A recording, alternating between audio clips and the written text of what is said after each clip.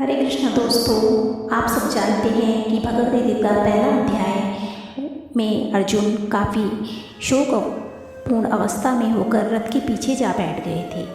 अब उसके आगे ये है कि दूसरे अध्याय में संजय बोले, इस प्रकार दया युक्त आंसू से पूर्ण नेत्र वाले अर्जुन से भगवान कृष्ण ने कहा। श्री भगवान ने कहा, ऐसे कठिन समय में तुझे मोह कहाँ से हुआ?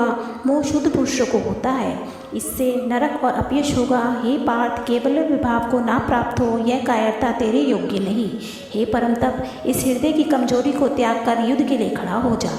अर्जुन ने कहा, शत्रुसूदन, मैं पूजनीय भीष्म पितामह द्रोणाचार्य से रण क्षेत्र में बाणों से कैसे युद्ध करूंगा? हे कृष्ण, इस श्लोक में गुरुजन को मारे बिना भिक्षा मांगकर खाना अच्छा है, किंतु अर्थ तथा काम के लिए गुरुजनों को मारकर रुधिर लिप्त भोग भोगना उत्तम नहीं है। इस संग्राम में हम नहीं जानते कि कौन दल जीतेगा। जिनको मारकर हम जीना नहीं चाहते, वही धृतराष्ट्र के पुत्र सामने खड़े हैं। कायरता के दोष से युक्त धर्म के संबंध में मोहित बुद्धि हुआ। मैं आपके शरणागत हूँ, मैं आपका शिष्य हूँ। मुझे बताइए कि मेरे लिए क्या श्रेयकर है।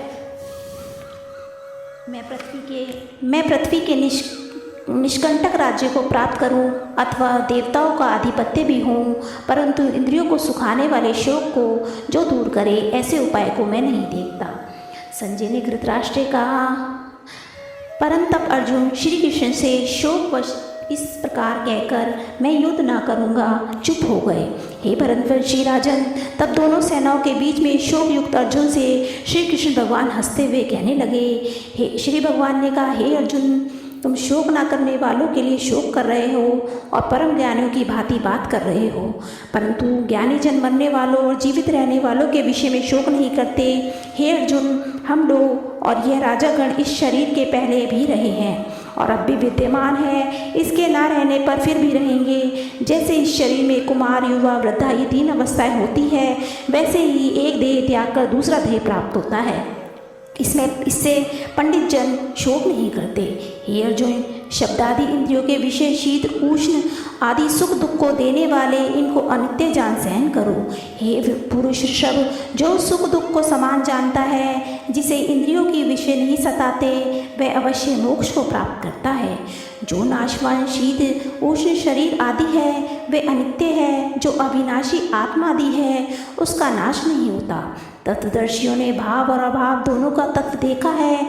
जो संपूर्ण जगत में व्यापक है, वह अविनाशी है। कोई पुरुष इस नाश रहित आत्मा का विनाश नहीं कर सकता।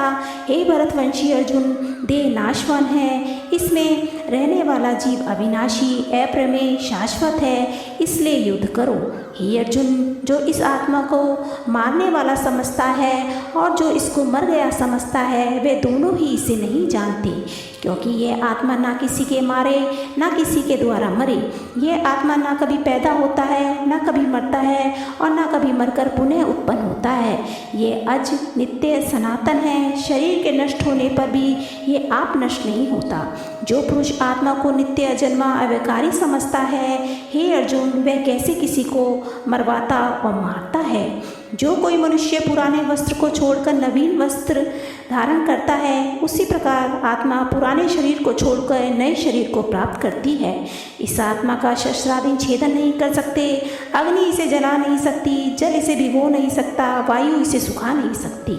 यह आत्मा निर्वयव होने से कटने, जलने, गलने व सूखने के योग्य नहीं। यह आत्मा नित्य सर्व जगत में व्याप्त, स्थिर और सनातन है। ये आत्मा नेत्र आदि ज्ञान के इंद्रियों से आग्रह है और चिंतन के परे है, इसे अविकारी कहा जाता है। इस कारण उक्त भांति आत्मा को जानकर तुमको शोक करना उचित नहीं। हे महाभाव अर्जुन, यदि तुम इस आत्मा को बारंबार जन्म लेने वाला और मरने वाला भी मानो, तो भी इस आत्मा के विषय में तुमको शोक करना उचित नहीं।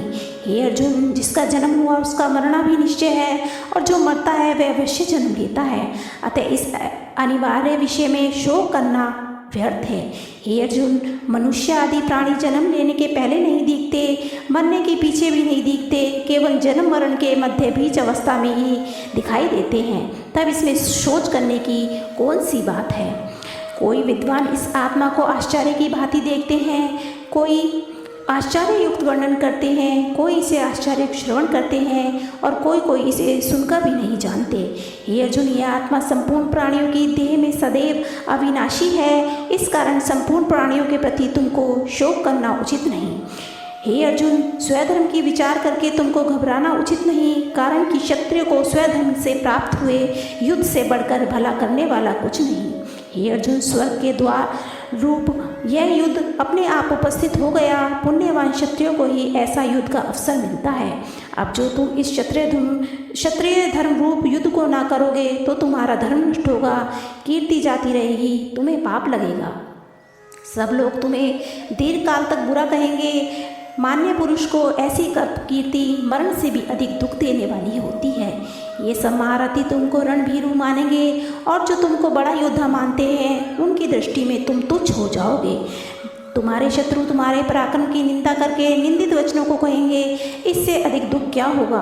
हे कुंती पुत्र अर्जुन, यदि तुम संग्राम में लड़ते हुए मर भी जाओगे तो स्वर्ग को प्राप्त होगे और यदि शत्रुओं को मारोगे तो पृथ्वी का राज्य भोग करोगे।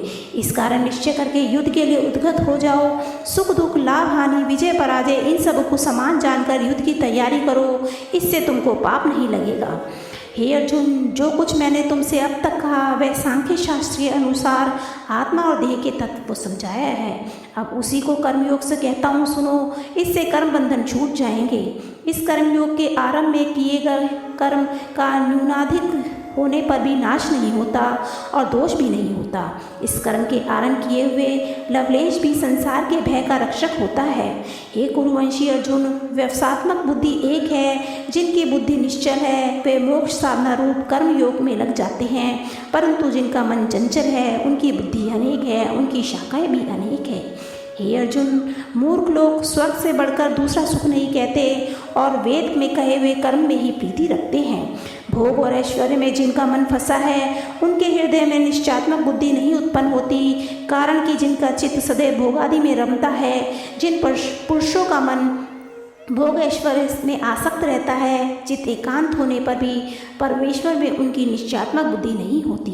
हे अर्जुन, वेद त्रिगुणात्मक है, तुम इस कामादि के फल की इच्छा को छोड़कर निष्काम होकर सुख दुख को समान जानकर धैर्य का आश्रय लेकर योग क्षेम से रहित होकर आत्ममान हो जाओ। हे अर्जुन, जल से परिपूर्ण सरोवर को प्राप्त हो जाने पर छोटे तालाब का जितना प्रयोजन रह जाता है उतना ही प्रयोजन ब्रह्म ज्ञान की प्राप्ति पर वेदों का रह जाता है। हे अर्जुन, तुमको केवल कर्म करने का अधिकार है, उक्त कर्मों को करने के से उनके फलों का तुमको अधिकार नहीं।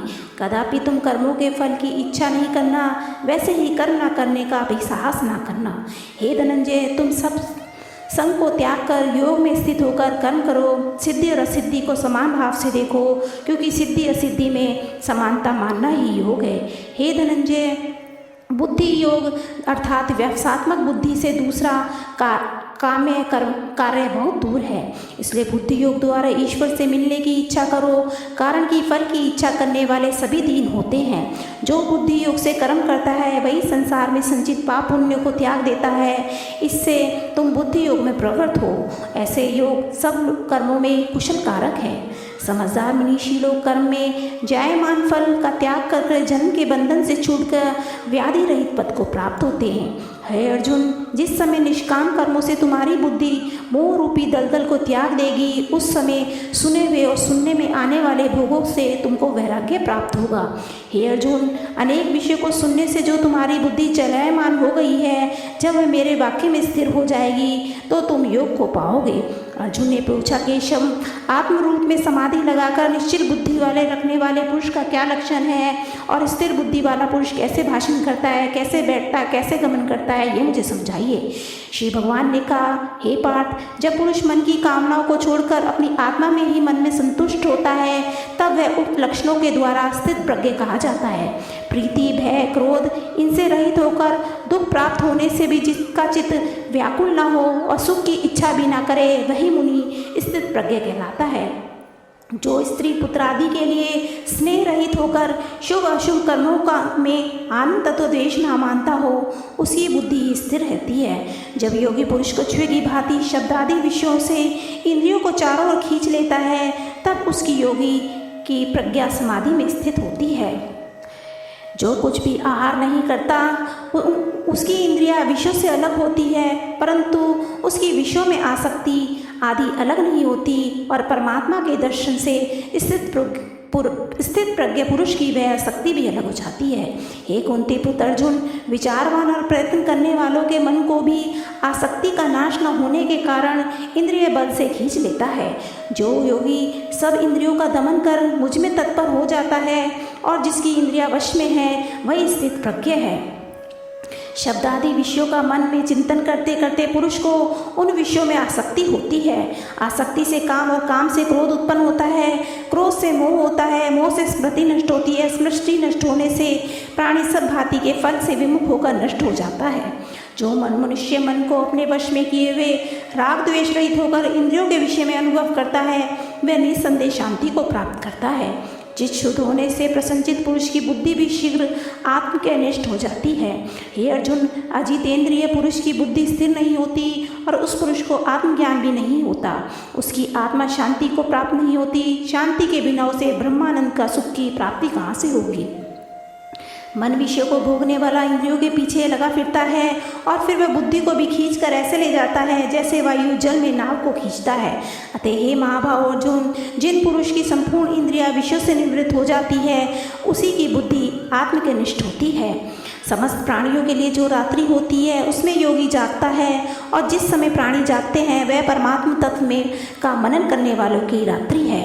हे अर्जुन, जैसे सभी ओर से आकर जल प्रवाह भरे हुए समुद्र में समा जाता है परंतु समुद्र अपनी मर्यादा नहीं त्यागता, उसी भांति सभी विषय जिस प्राणी को हर्ष विषाद नहीं देते उसे ही परम शांति प्राप्त होती है।